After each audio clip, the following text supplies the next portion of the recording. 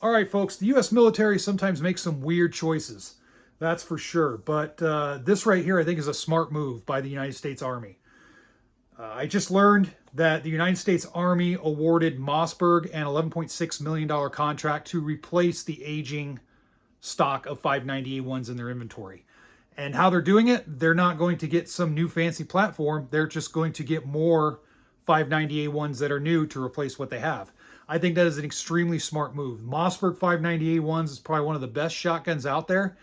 And the fact that the Army already has a logistics train set up for those shotguns, it's just a matter of getting new units in to replace the old one. I think is an extremely, extremely smart deal. For those of you unfamiliar with the 590A1s, here's one right here. This is an S model.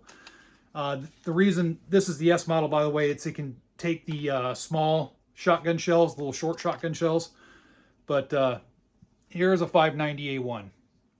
An insanely well-made shotgun. This thing has proven itself in Iraq and Afghanistan and many theaters across the world. And this thing is an absolute war crime, to lack of a better term. I really think that's a good move by the United States Army to do that.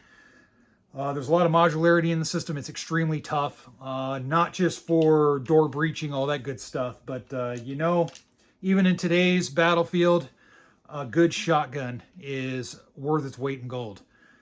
A new type of use that the shotgun, I think, is going to be used a lot more in is going to be drone defense.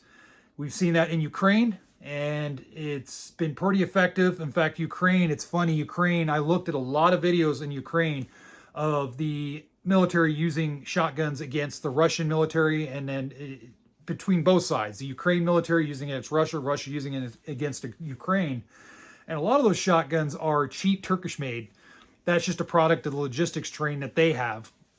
It doesn't mean that they're good shotguns, but that's just what they're using.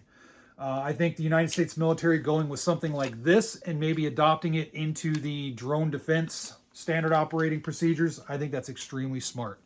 So kudos to the United States Army for carrying on with the M90A1 heritage. I think they should continue with that for a long time. It's a shotgun that is just hard to beat.